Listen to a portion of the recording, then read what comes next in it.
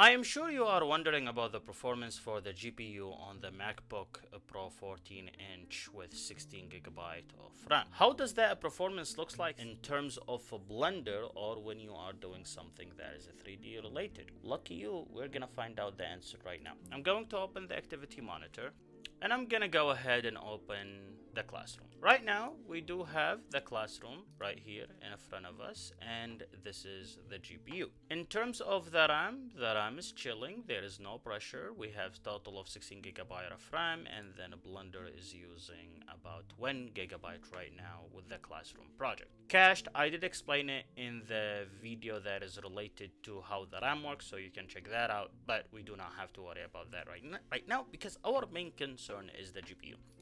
So I'm gonna go here. For the Blender, by the way, we're using 5.0.0, so there's that. In preferences, we are only using the GPU. We're not gonna be using the CPU or both. Cycles, GPU, everything is good to go. Let's go ahead and start with something such as the render, and then we're gonna change the camera. Gonna go to activity monitor. The CPU is being used because this task is actually using the CPU. If I want to move around and I am in rendered, I just want to move around, focus on an object.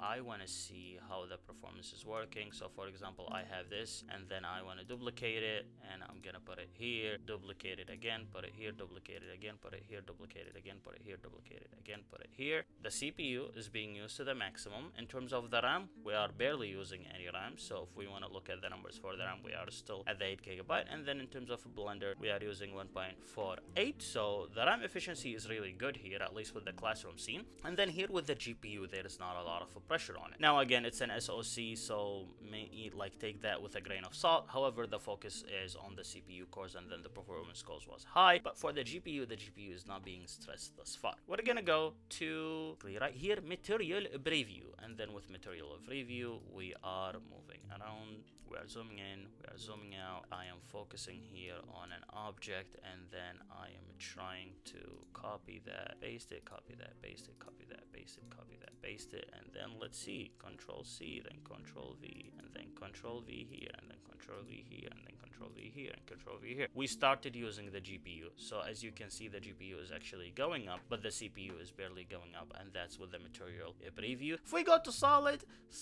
is fine, everything is great, there is no pressure at all. I think it's still, no, actually, it's using both the CPU and the GPU here. That's quite interesting. The CPU is barely being used, and then there is a bit more pressure on the GPU. So funny enough, when you are using render, there's a huge emphasis on the CPU. As you can see right here, everything jumps to the max. And even if we go to the RAM, it's still actually in the green. I cannot even say it's jumping and really going to the red or going to the yellow and screaming at us, oh, this is a dangerous area. No, everything is fine. That's something to keep in mind. But if we go back here, it's actually working as it should, and I think that's what we need by the end of the day. But if we go to material preview, that's where the GPU starts kicks in. Now here is what I want to do. I want to cancel that, don't save, and I want to go to the classroom again. And here in the classroom, I want to go to edit, and then in edit, we are using the GPU. And then when we are using the GPU, I want to render using the GPU, and we will see how that would work. So here we have cycles, change to GPU. So GPU compute is not grayed out, and then here you have cycles, and then here we're gonna do render image. Our main focus is the GPU. Let's take a look at the CPU, and then maybe we're looking at the RAM over here and see. With the RAM so far, we are jumping to 12. I want to show that Blender is using about 6GB. How about the compiler? Oh, the compiler is not. Oh, the compiler is using about 45 megabytes, so I guess that's not a lot. The Blender using 6GB, and the GPU jumped to the roof. Like, the GPU is really being used to the max. The CPU is not being used a lot. The GPU is being used fully, the CPU not as much, and this was done in 34 seconds. I'm not worried about the time for the classroom scene. If that's what you are worried about, there are other videos that I went into those comparisons and even have it go against the 3070 Ti. That's for your own pleasure. You can go ahead and check it in the channel. Here in a Blender, we have 6.6 gigabytes in terms of the RAM. The CPU is barely being used, as you can see right here.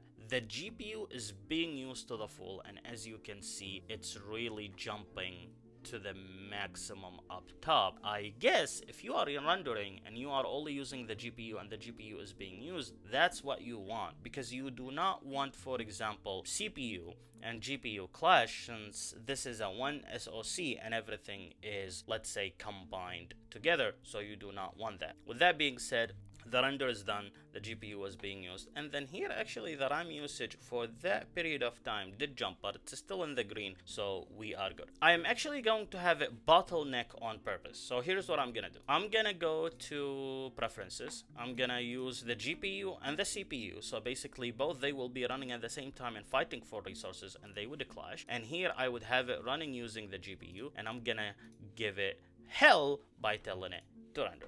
You're gonna see something really interesting. First, this jumped to 9 gigabytes, which is way higher. Now you have your GPU being used and your CPU being used as well. Now with the classroom scene, we do not have anything clashing in terms of the RAM, where we are at, let's say, the red area. And in terms of the swap memory, still at 0 bytes. We have not used anything, and that is good. But let's go ahead and try something more demanding. Now with this, I'm gonna go to edit, and in edit to preferences, we have both the CPU and then the GPU enabled. And here we have EV. I'm gonna change it to cycles, and cycles we have GPU compute, and then I'm gonna go ahead and tell it render image. As you can see, it jumped really high, and it's higher than how it was previously. We're looking at 11 gigabytes being used by a Blender right here. We have not jumped into swap memory just yet, which is a really good sign, and that's what you want. But as you can see, your CPU is being used to the maximum and your GPU is being used to the maximum. By the way, you should never